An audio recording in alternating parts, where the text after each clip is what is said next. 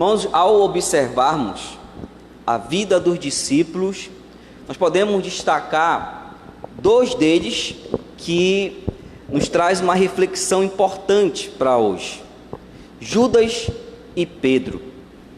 Judas parecia ser um discípulo irretocável, andava com Jesus, comia com ele, tinha uma responsabilidade de confiança no grupo, pois ele era aquele que cuidava das finanças. Aparentemente se preocupava com os pobres, com os necessitados. Entretanto, tudo isso era mera aparência. Judas era, na verdade, um desonesto. Suas intenções não eram íntegras. Ao contrário, ele agia com dolo. Desta forma, com um beijo, traiu o Senhor Jesus Cristo. E depois, carregado de remorso, se matou. Mas era contado entre os discípulos. Andava com Jesus, porém não havia relacionamento verdadeiro com o Senhor.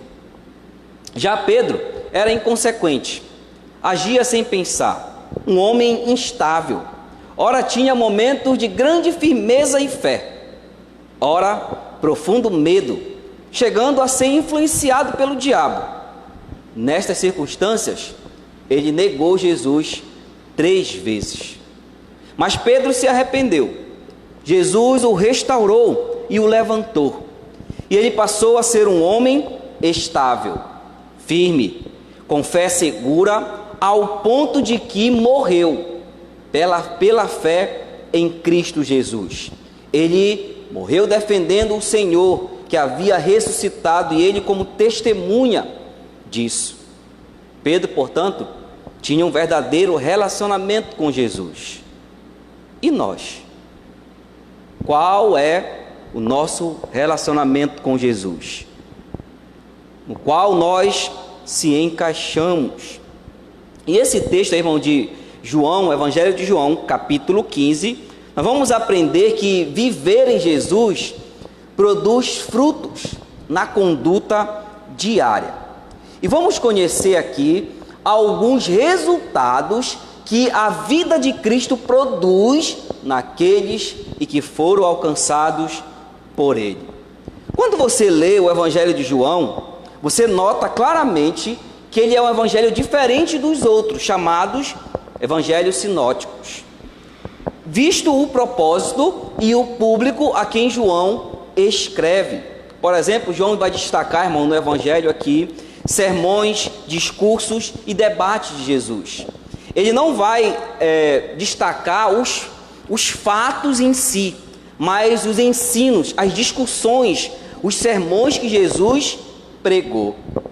E é interessante que ele vai narrar neste evangelho e vai enfatizar uma característica de Cristo, é a sua divindade. No capítulo 20, versículo 31, ele vai deixar claro qual é o objetivo desse evangelho. Diz lá: foram registrados para que creiais que Jesus é o Cristo, o Filho de Deus, e para que, crendo, tenhais vida em seu nome. João, portanto, destaca, irmãos, e organiza o evangelho em torno de 7 sinais, mostrando a autoridade de Jesus sobre as várias esferas da realidade. Isso chama atenção, porque para o judeu o número 7 era sagrado, e era esse o objetivo dele mesmo, mostrar a divindade de Cristo por meio desses sinais. Portanto, o evangelho de João, irmãos, que enfatiza os atos, os discursos de Jesus, em todos eles, ele enfatiza que o Senhor é Deus. Por isso, ele escreveu este evangelho. E o primeiro resultado que vamos perceber aí, que a vida de Jesus produz, nos levando a ter uma conduta diferente diariamente, são os frutos. Olha o versículo de número 1 do Evangelho de João, capítulo 15. Eu sou a videira verdadeira, e meu pai é o agricultor. Note aqui, irmãos, que Jesus se aproxima de oferecer a sua vida em sacrifício. E ele prepara os discípulos para esse momento. No capítulo 12, ele lava os pés dos discípulos, mostrando claramente que eles deveriam ser o quê? Servos uns dos outros. E ele deu este exemplo. No capítulo 14, Jesus conforta os discípulos dizendo: olha, não tenham medo, eu estarei com vocês sempre, eu vou enviar o Espírito Santo, preparando eles para esse momento no qual ele iria subir aos céus. No capítulo 15, ele vai enfatizar a metáfora da relação deles com os discípulos, para mostrar que, mesmo quando eles subissem, eles deveriam produzir a vida de Cristo neles. E essa metáfora, irmãos, é muito significativa, porque ele apresenta alguns elementos importantes aí. Primeiro, ele fala do agricultor. Quem é o agricultor? É Deus nesta metáfora. A videira verdadeira, quem é? Jesus Cristo. E os ramos, que são de dois tipos, se refere a quem? A nós, né? E os dois tipos, o primeiro tipo refere-se a cristãos genuínos, e o segundo tipo, aquele que é um outro ramo, aqueles que professam apenas ser cristão. Esta imagem da videira não era algo desconhecido para os judeus, porque esse fato e essa metáfora estava presente nos profetas, que falavam de Israel como a grande vinha de Deus. Contudo, irmão, João vai dizer aqui, o próprio Senhor narrando aqui, vai mostrar que ele é a videira verdadeira. E sabe quando, irmãos, essa metáfora era aplicada a Israel, isso produzia um problema neles. Eles imaginavam o seguinte: já que Israel é a videira, então todos nós pertencemos a Deus, independente da nossa conduta de vida, nós pertencemos ao Senhor. É por isso que João vai enfatizar que a videira verdadeira é Cristo Jesus, e só pertence a Deus aqueles que estão ligados nele, porque os que estão ligados nele vão produzir então uma vida diferente, resultado dessa vida com o Senhor. É por isso que ele fala então dos frutos que ele apresenta aí. Eu sou a videira verdadeira. Percebam que aqui Cristo utiliza o termo que Deus utiliza no Antigo Testamento. Qual é o termo? Eu sou, se referindo à sua divindade. E aqui nesse capítulo 15 é a sétima declaração que ele faz do eu sou, afirmando que ele é Deus, a mesma natureza, os mesmos atributos do Senhor Deus. E essa ilustração aí, irmãos, é muito interessante, porque ela vai ser aplicada aos discípulos ali imediato e também às nossas vidas. E aí olha o primeiro aspecto desse fruto que ele vai mostrar aí. Todo ramo, versículo 2, que estando em mim não der fruto, ele o corta, e todo o que dá fruto limpa, para que produza mais fruto ainda. Irmãos, notem que ele vai trazer uma diferença aqui entre os ramos. Ele mostra dois tipos de ramos, e é interessante que os dois ramos têm de certa maneira uma ligação com Jesus Cristo. De alguma maneira estão relacionados com ele, mas um recebe vida de Cristo e outro não recebe. É interessante notar isso. Todo ramo que estando em mim não der fruto, ele corta. O primeiro ramo que ele vai apresentar, irmãos, é o ramo morto. Ele fala dos dois tipos e ele diz aqui que há um ramo que não produz nada. É interessante perceber isso. É claro que esse ramo morto aqui se aplica primeiramente a quem? A Judas, irmãos, que estava ali com Jesus, que andava com eles, que comia com eles, que até trabalhava para Jesus, porém a vida de Judas não apresentava o quê? Nada de Jesus. A conduta dele não refletia os ensinos e a pessoa de Cristo Jesus. Então o ramo morto aqui se aplica inicialmente a Judas.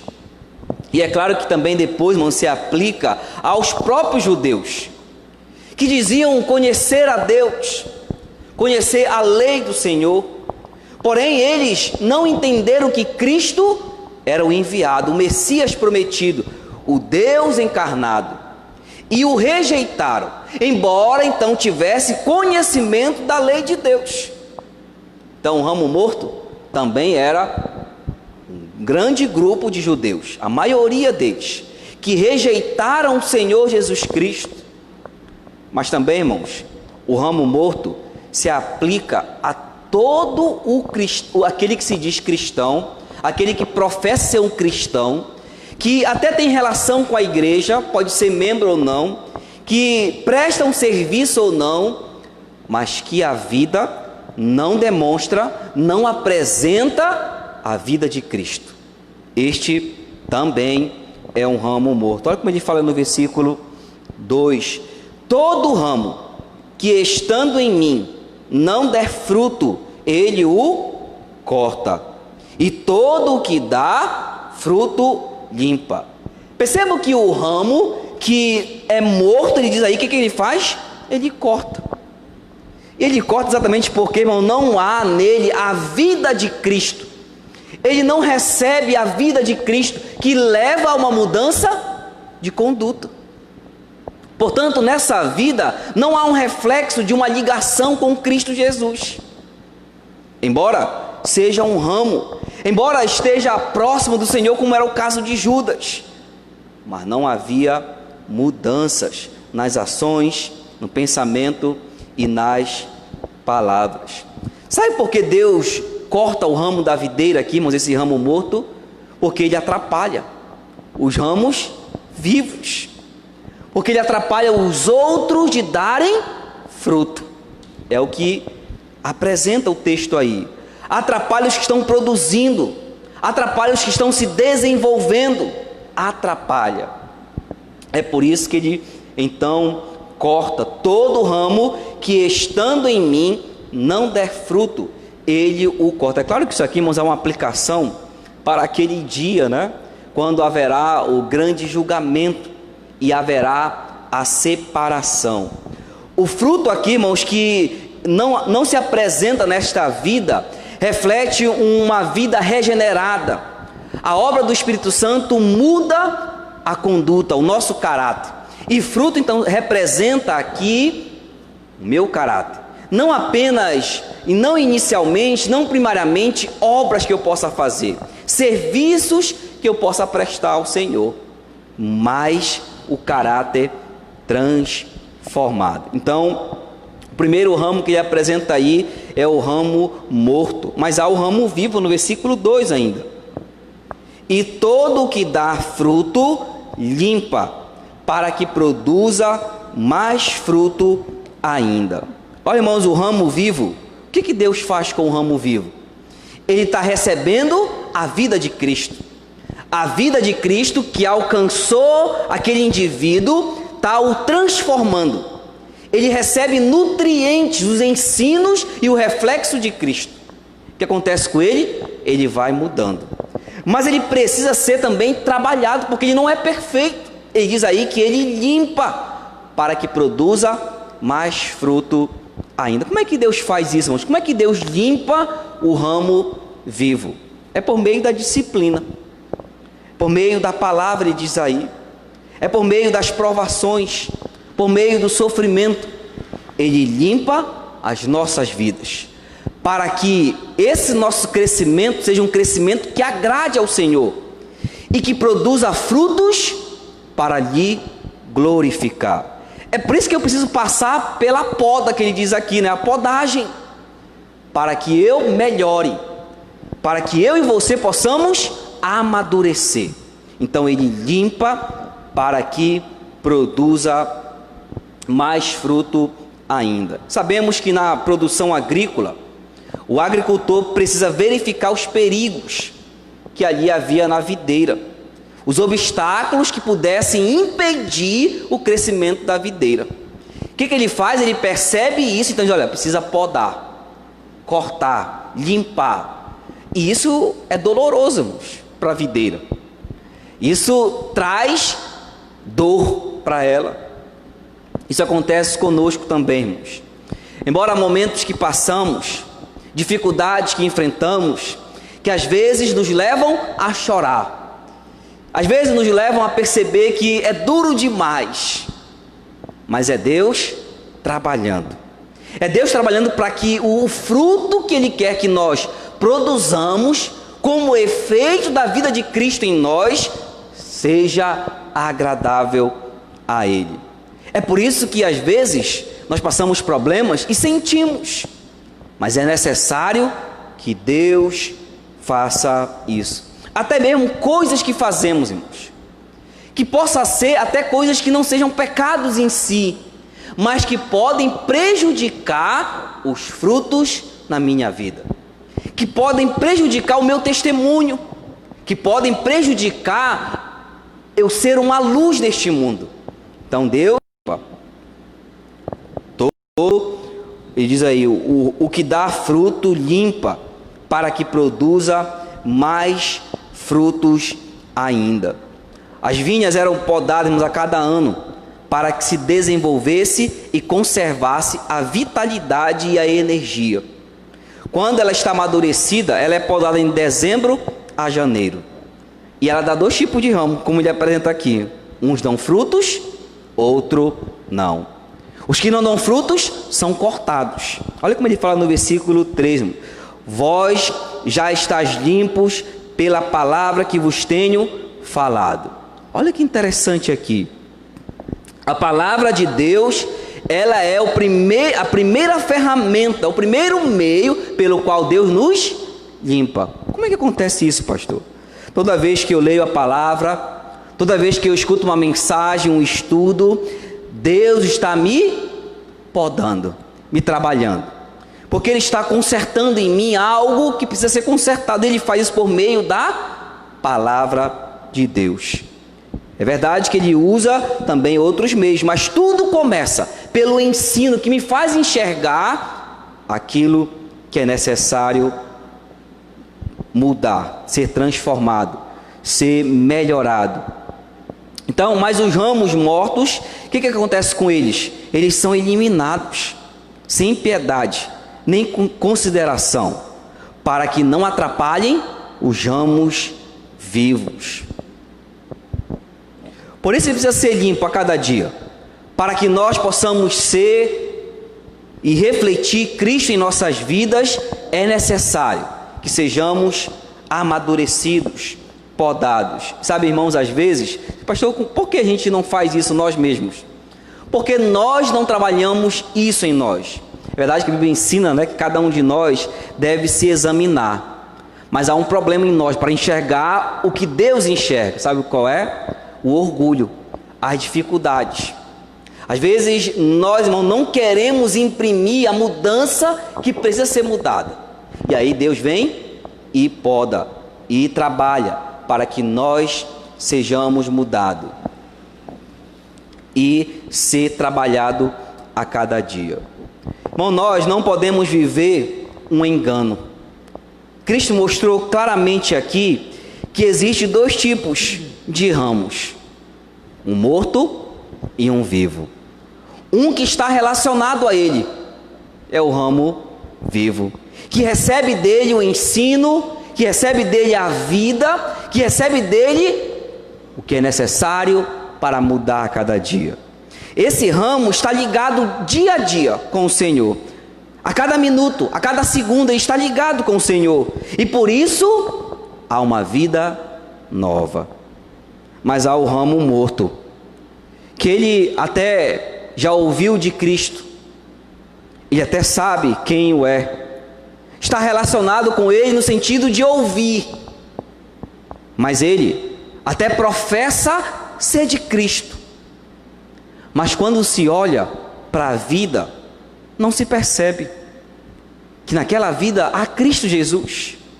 Porque percebendo e analisando o seu comportamento, não podemos ver e enxergar o quê?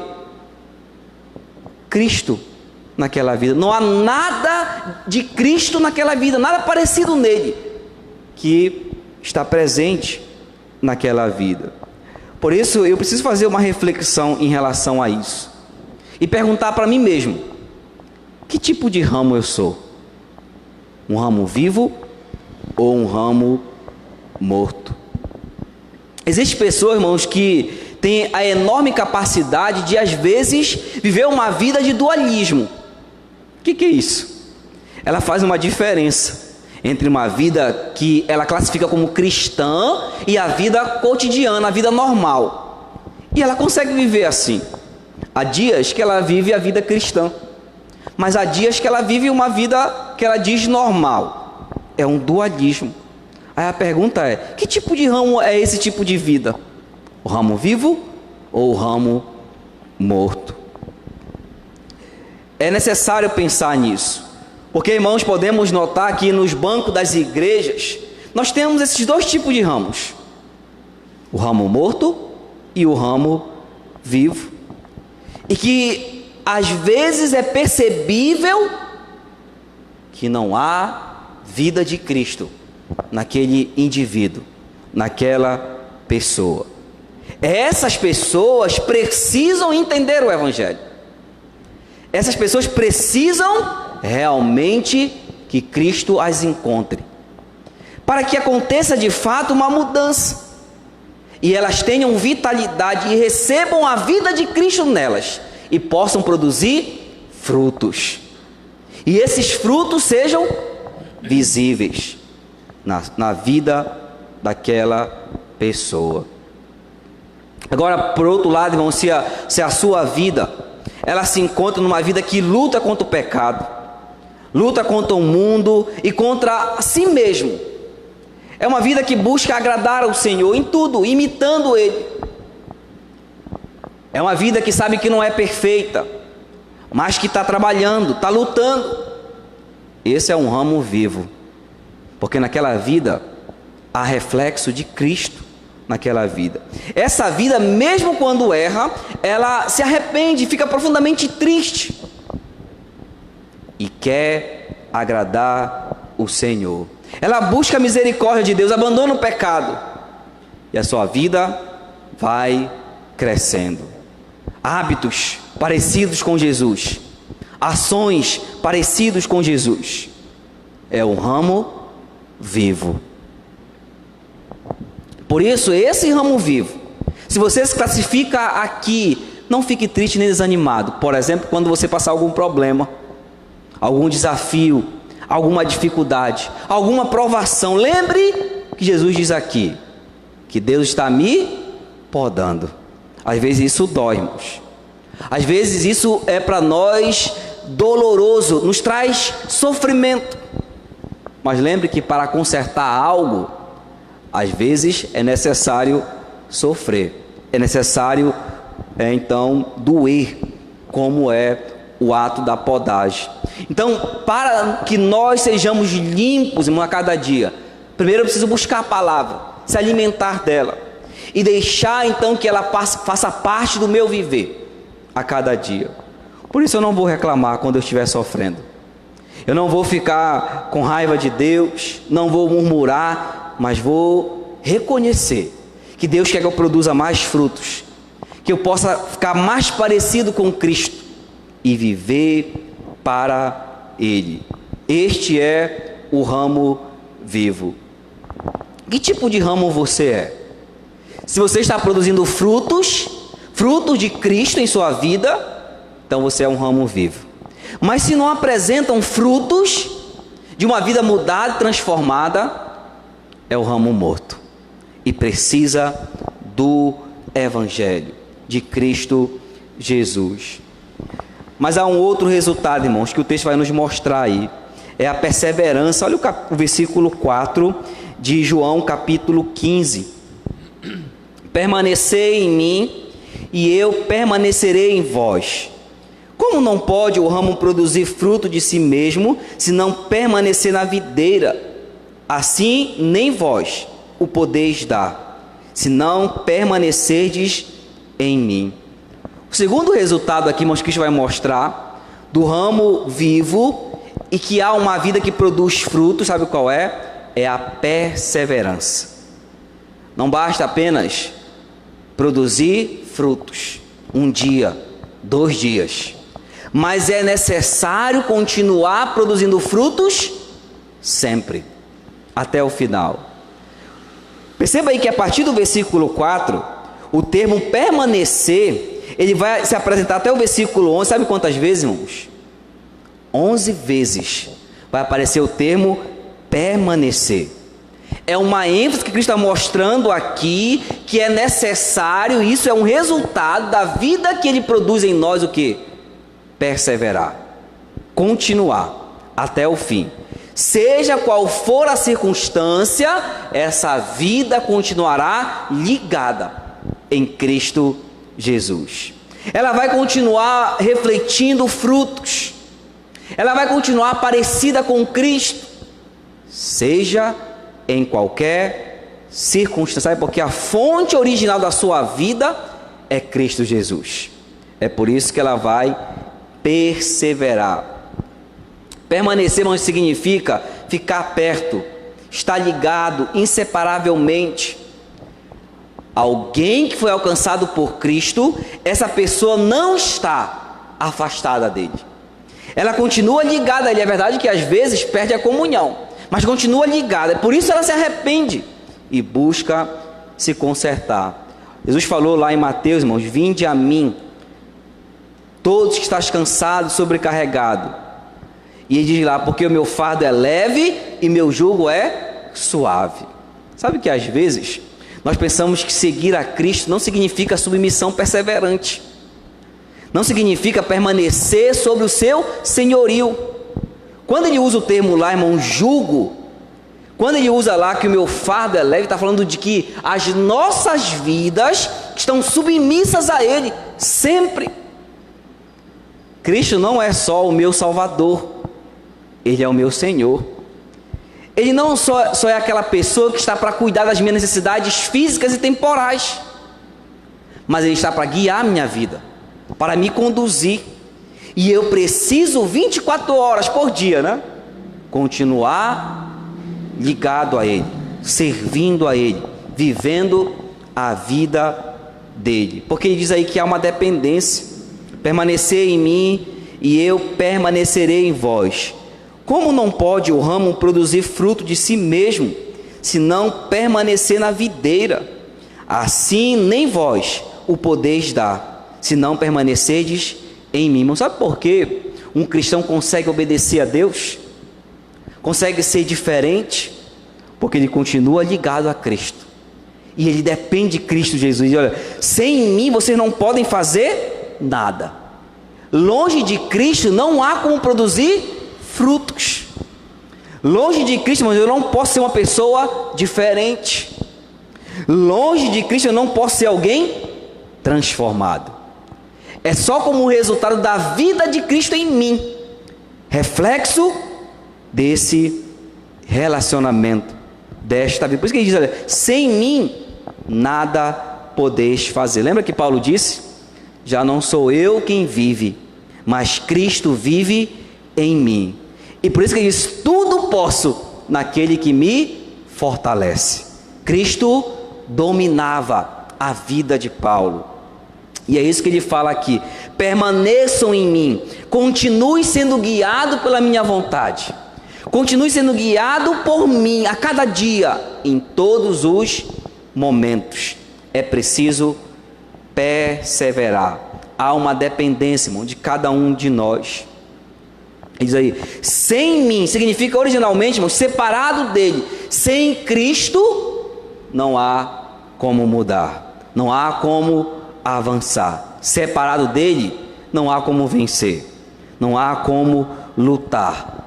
Estamos unidos a Cristo. E olha o resultado, irmão, dessa permanência que ele fala aí: se alguém não permanecer em mim, será lançado fora, a semelhança do ramo, e secará, e o apanham, lançam no fogo e o queimam. Qual é o resultado, irmão, para aquele que não permanece em Cristo? A separação eterna, né, que ele está dizendo aí. É lançado fora, no fogo, e o queimam. O que é isso aqui? Alguém que não permanece em Cristo significa que ele nunca teve a vida de Cristo nele, Nunca houve realmente um encontro real. Portanto, permanecer, a perseverança é um sinal de que a vida de Cristo alcançou aquele indivíduo. Por isso, se alguém não permanecer, será lançado fora, a semelhança do ramo. Ele diz aí que secou-se, né? Não estava ligado a Cristo, por isso ele secou-se. Essa pessoa não escapará do juízo de Deus. Ela pensou que estaria ligado a Cristo, mas não estaria, não estava, a sua vida não mostrou isso. Por isso então naquele dia será frustrada, porque não há a vida de Cristo naquele indivíduo. Olha a garantia, irmão, dessa permanência, e diz aí: se permanecerdes em mim e as minhas palavras permanecerem em vós, pedireis o que quiserdes e vos será feito. Olha que interessante, até a oração daquele que permanece em Cristo é o quê? É ouvida favoravelmente. Sabe por quê? Porque diz aí, porque permanece em Cristo, há uma comunhão profunda e íntima a cada dia, ele é conduzido pela vida de Cristo nele e pela palavra, porque diz que a palavra permanece nele. Então essa pessoa, irmãos, que está ligada com Cristo, uma íntima comunhão com o Senhor, e é obediente à palavra, o que acontece com ela? Ela ora de acordo com a vontade de Deus. Os pedidos que ela faz não são pedidos contrários à palavra e ao caráter de Deus. Por isso que ele diz: esse vai pedir e ele vai receber, porque a vida está ligada, sendo conduzida por Cristo, vivendo na vontade do Senhor. E por fim, irmãos, o objetivo dessa permanência, ele fala no versículo 8: nisto é glorificado meu Pai, em que deis muito fruto, e assim vos tornareis meus discípulos. Qual é o objetivo dessa permanência, irmãos? Que venhamos a glorificar a Deus. Estamos em Cristo ligado, seguindo a sua vontade, obedecendo a sua palavra, e a minha vida vai resultar em glória para Deus. Cada vez que eu fizer agir, olhar e pensar, as pessoas vão perceber uma diferença em mim, de maneira que elas vão dizer: olha, essa pessoa é um servo de Deus, ela é alguém diferente, porque ela pertence ao Senhor. Elas vão olhar para nós e vão glorificar ao nosso Deus. Irmãos, triunfo não é a ausência de batalhas. Já falamos isso aqui, muitas vezes os soldados voltavam da batalha sem braço, sem pernas, com os olhos furados, mas voltavam em triunfo. As marcas da vida em Cristo ficarão em nossos corpos, por obedecer, por seguir, por viver para a sua glória, no nosso corpo, nossa alma. No grande dia do Senhor, irmãos, o nosso grande general passará a revista nas tropas, e lá estaremos nós, feridos, marcados, mancos, sangrandos, mas finalmente estaremos lá, porque somos servos de Cristo, ligados a Ele. Não pensemos nós que neste mundo no qual travamos uma batalha a cada dia, podemos viver de forma independente.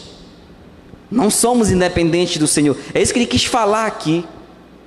Eu não posso, irmãos, acordar o dia sem falar com o Senhor e viver com Ele, e pensar nele, na sua palavra, na minha vida com Ele. Eu preciso dele. Para vencer as lutas do dia a dia, eu preciso de Cristo Jesus. Eu não posso enfrentar uma batalha lá no trabalho, em qualquer lugar, sem Cristo. Eu dependo dele. Ele disse: sem mim nada podeis fazer. Então eu não posso pensar de sair de casa, sem orar. Eu tenho que ir com Cristo, andar com Ele, porque eu não posso viver sem Ele. Viver com Cristo, estar de pé, ouvi-lo e ser guiado pela sua vontade. Ele é o nosso comandante e eu preciso segui-lo. A cada tempo podemos notar, irmãos, os que ficam no meio do caminho. Há muitas pessoas que entram na igreja, passam às vezes anos na igreja, servem, fazem algum trabalho, mas um dia de repente elas vão embora, de repente abandonam e nunca mais voltam, e vão para o mundo, vivem uma vida pior do que antes, e às vezes morrem naquela condição. Não permaneceram em Cristo, não perseveraram, ramo morto, até parecia ser de Cristo, mas não permaneceu. Muitos ficam no caminho, mas Cristo tem nos chamado para viver a vida com Ele, para caminhar com Ele a cada dia. Nosso caminho é estreito, existem grandes desafios. Aí a pergunta é: você tem permanecido em Cristo? Será que eu tenho permanecido em Cristo?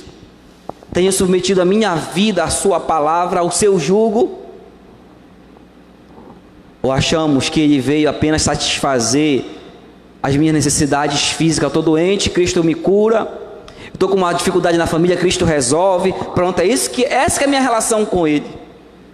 Não é essa, irmãos. Ele quer dirigir os meus passos, a minha vida, a minha conduta, o que eu sou e que faço. Ele quer dirigir.